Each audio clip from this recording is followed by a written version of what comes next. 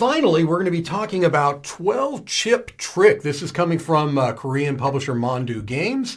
And this is a new kind of version of the game. It came out originally, I believe, like in a baggie. I think it used crokinole discs Yes. with like burnt in numbers. Right. And this is a beautiful, beautiful production. Little pull-out case. Oh my gosh, I'm not fancy enough. We're not worthy! Right. And then you've got these, which are relatively superfluous. These little kind of things you can put in front of you for like a player. And then the pièce de résistance are these chips. Very satisfying poker chips, and hence the name 12 Chip Trick. Because Because Mike, there are two colors of chip, I notice. There are two colors of chip, and this is a trick-taking game, so think of it as these are cards. But they're cooler than cards because they're chips, all right? And so the way it works is that there are 12 chips being from 0 to, am I getting it right? 1 through 12. 1 through 12. Yeah. Yeah. Look, numbers mean nothing to me. Ignore anything related to numbers. Basically, 1 through 3 and 9 through 12 are your blue chips, okay? And the numbers in between are your red chips. And so you're going to be playing these chips out as a trick, as if they were cards, and the winner of the trick gets to choose from amongst those chips to put into their scoring pile. However, if there's a red chip in the trick, which again are the middle numbers, you have to choose those first. And then the remaining players are going to be able to choose from what's left. This is a game that when I read the rules and when I played it the first couple of times, I thought, well, it's cool, but I don't know how much is there. Sure. This is a subtle game. Yes. This is a really subtle game. By my fourth or fifth play, I'm like, oh my gosh, I think I'm getting what's going on here. This is not as simple as it seems. There's some really clever play you can have in this game. It's interesting. So when you win the trick, you take a chip and it goes face up in front of you. It's out of the cycle of the hands. And everyone else who then takes a trick, takes a card from the middle, a chip from the middle, puts it into their hand. Right. I should have mentioned that. Sorry. Yeah, no. And so that adds to some of that subtlety as you're experiencing a certain numbers falling out of that rotation. Right. Because it is kind of fun in trick-taking games sometimes when those cards do get passed around. You have what is a superior hand, and after you win a trick or two, those cards you won with are in other places. And this one does that, and I think it does it so cleanly. It does. To the point where you said it might almost feel too subtle at first. Mm-hmm. But I found myself really enjoying it. Yeah. Even after just the first game of it, I thought, okay, well, there's certainly something here. Enough to keep diving back into. Clearly, you had that if you've played it. Yes. 4 or 5 times before, kind of discovering what you feel like is the gold in there. Yeah, I think that's exactly it. Like, I was enjoying playing it, right? Mm-hmm. Before I kind of saw some of those subtleties, I was like, yeah, this is fun. This is a nice, light little, and it is. It is those things. But there's more, right? There is more there if you want to explore it. There are some subtleties that really come about with repeated play, especially with the same group. Yeah.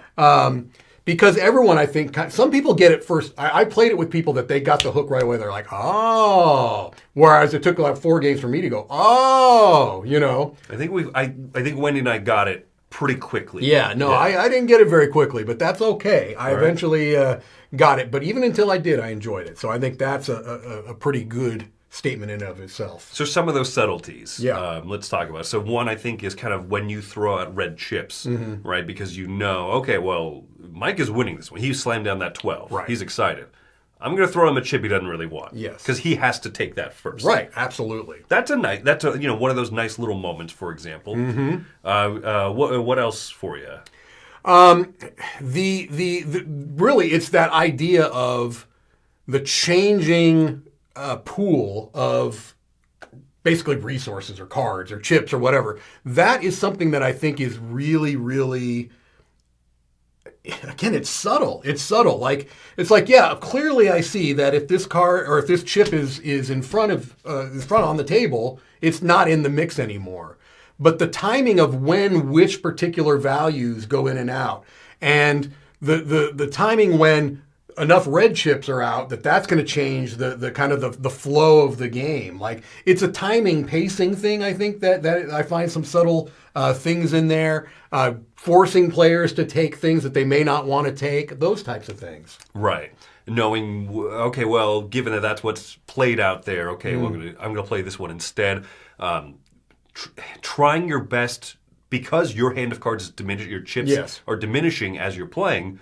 You can also kind of control when you're going to win a trick, perhaps, right, and be stuck with only one chip left, because that you're kind of at the mercy of the rest of the play at that moment. Yeah. So you can kind of control what chips you're going to have there when that happens. Right. The idea that you're trying to go for a score of closest to 21 without going over. That's big, yeah. There are some rules variants, but I really like that busting variant. I do too. I like the busting variant. Yeah, so you'd want to not go too high. So which chips do you score in front of you? Well, the 12 is an awesome chip, but do you really want that as 12 points when you only have 21 to play with? Yeah.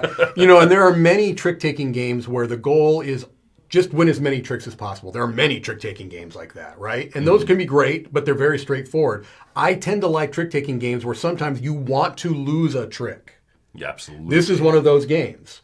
There are times when you don't want to win that trick. You want to bring that back because you know it's going to be better later in the round for you. Exactly. So, yeah. Well, and when one player has won 4 tricks, i.e. they're out of chips from the hand completely, scoring happens immediately. So you don't just score the chips that are won in front of you, but also the ones left in hand. So that's that other moment of subtlety that really elevates the game for me, where I'm still holding the 12 and it's near the end of the game. This is bad news bears for me. Yeah. I need to throw this out here soon, so what am I going to win with that one? Right, exactly, yeah. It does a lot with a little. Yes. It's also really very good production. Yes. But it's still a small production. Yeah, I agree. Yeah. Yep. So, where are you coming in on this one? I'm telling you, after this discussion we had, I came in too low, I think. Well, I'm going to stick with my original thing and put this as an 8. I think that this is something that could go higher as I continue to play with more groups and kind of see how other people approach the game. I've played it with just a few groups so far, and so I'm very interested, because it's a relatively new game. It's relatively new in this version, which is the one that's easier to get, we got this at Essen. So I want to see how this plays with other groups, and that could, I don't think it's going to ever diminish. I think it can only go higher for me. For me, I'm giving this an 8.5. And in part of that, I think, have you played this with 2 people?